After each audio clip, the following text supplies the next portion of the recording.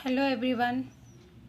आज आपका मेरे चैनल लर्नर एंड CR2 में आपका स्वागत है। आज का मेरा न्यू प्रैक्टिस सेट देखिए। पहला है रामली स्कूल जाती है। क्या दिया है? रामली स्कूल जाती है। पहले तो हम इस वाक्य को देखेंगे कि ये कौन से टेंस का है और ये कौन सा टेंस का कौन सा सेंटेंस है। क्लियर? तो देखिए, वाक्य के अंत में जाती है। वाक्य के अंत में अगर जाता है, जाती है, ता है, ती है, ते है आदि शब्द आता है तो वो प्रेजेंट इंडेफिनिट टेंस की पहचान होती है। इससे हमें ये पता चलता है कि ये जो वाक्य है वो कौन से टेंस का है, वो प्रेजेंट इंडेफिनिट टेंस का है, क्योंकि वाक्य के अंत में क्या आता है? ता है, ती है, ठीक है, और ते है तो ये प्रेजेंट इंडेफिनिट टेंस की पहचान है। अब ये देखेंगे ये वाक्य कौन सा है।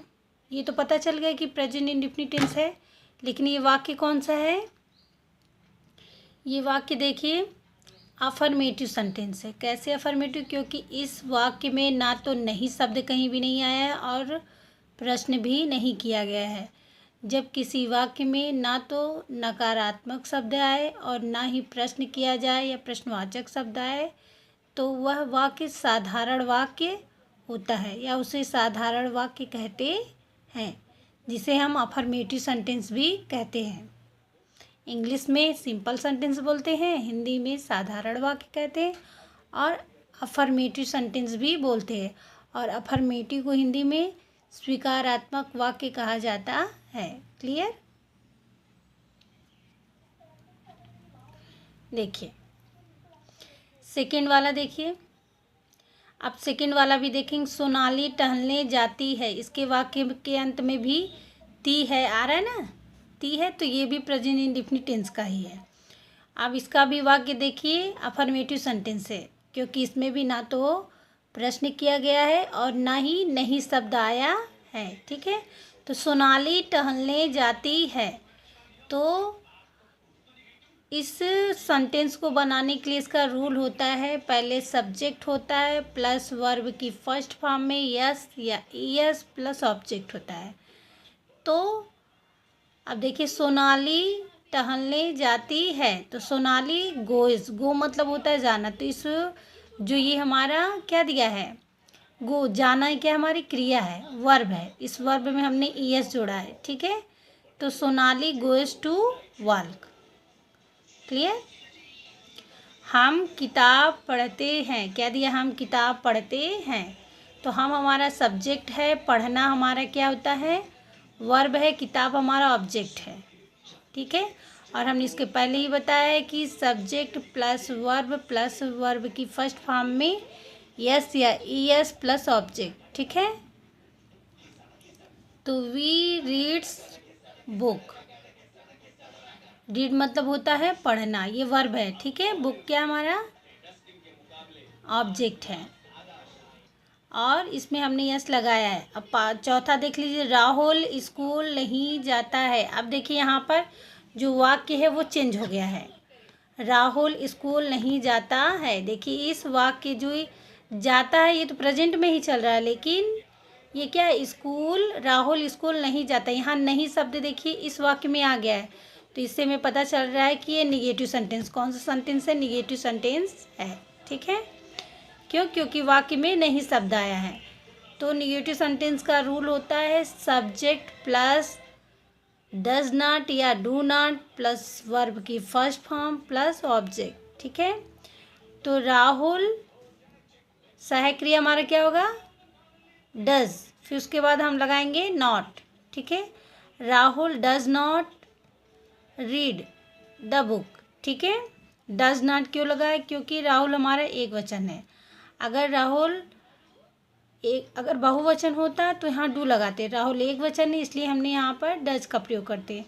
अगर कर्ता एक वचन होता है तो डज का प्रयोग किया जाता है, अगर कर्ता बहुवचन होता है तो डू का यूज़ करते हैं। Clear? Rahul does not, not दिया है तो नॉट। ठीक है, हमने क्या बोला था कि सब्जेक्ट होता है, सब्जेक्ट डू या does plus not plus verb की first form plus object. Clear? अब देखिए, मैं नहीं हंसता हूँ, क्या दिया है पांचवा, मैं नहीं हंसता हूँ। क्लियर। तो मैं क्या है, बहुवचन है, ये हमारा सब्जेक्ट है, हंसना हमारा वर्ब है, ऑब्जेक्ट इसमें दिया नहीं है। ठीक है, मैं नहीं हंसता हूँ। तो आई डू हमारा क्या है, सहक्रिया है, तो नॉट है तो नॉट लगेंगे। I do not laugh. Do क्यों लग, क्योंकि मैं बहुवचन है, मैं क्या है, बहुवचन है। मैं नहीं हंसता हूँ, I do not laugh, I do not laugh. Clear. अब छठवां देख लीजिए, वह बगीचे में नहीं जाता है, क्या दिया, वह बगीचे में नहीं जाता है। क्लियर, वह बगीचे में नहीं जाता है, तो वह क्या है, हमारा सब्जेक्ट है। जाना हमारा क्या है, वर्ब है। बगीचे में क्या है हमारा, ऑब्जेक्ट है। ये सारा क्या है, ऑब्जेक्ट है। तो हमने बताया ना कि ये नहीं शब्द है, ये भी निगेटिव सेंटेंस है, तो इसमें हम सहक्रिया डू नॉट या डज नॉट लगाएंगे। ठीक है, क्योंकि नॉट है इसलिए इसमें नॉट लगाएंगे। डू या डज, फिर प्लस नॉट, फिर वर्ब की फर्स्ट फॉर्म, फिर ऑब्जेक्ट होता है। क्लियर। तो यहाँ पर वह बगीचे में नहीं जाता है, तो वह क्या है हमारा सब्जेक्ट, तो हमने ही लगाया। अब वह एक वचन है, तो हम यहाँ पर क्या लगाएंगे, डज। ही डज, नॉट है तो नॉट लगाएंगे, he does not go to garden. ठीक है, he does not go to garden. क्यों डज नॉट, क्योंकि वह हमारा एक वचन करता है। अब देख लीजिए सातवां, क्या वह टहलता है, क्या दिया, क्या वह टहलता है।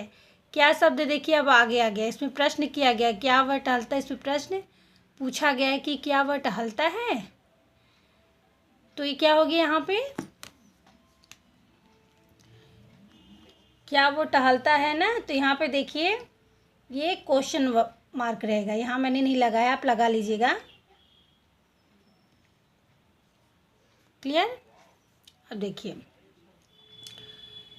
सॉरी, क्या वह टहलता है, क्या दिया, क्या वह टहलता है, तो क्या क्या है हमारा प्रश्नवाचक शब्द है। क्या वह टहलता है, यानी कि इसमें प्रश्न किया गया, तो हमें ये समझ में आ गया कि ये इंट्रोगेटिव सेंटेंस है। और इंट्रोगेटिव सेंटेंस होता है तो हम वाक्य को बनाते समय सबसे पहले सहायक क्रिया का यूज़ करते हैं। तो सहायक क्रिया डू या डज है हमारा। ठीक है, लेकिन इसमें देखिए नॉट नहीं दिया, तो नॉट नहीं लगाएंगे। तो डज, क्या शब्द पहले है तो हम सहायक क्रिया पहले लिखेंगे डज। डज क्यों लगाएंगे, क्योंकि वह हमारा जो सब्जेक्ट है वो एक वचन है, इसलिए हम यहाँ पर क्या लगाएंगे, does. Does he walk, does he walk. Clear. आप देख लीजिए आठवां, हम मंदिर कब जाते हैं, क्या दिया, हम मंदिर कब जाते हैं।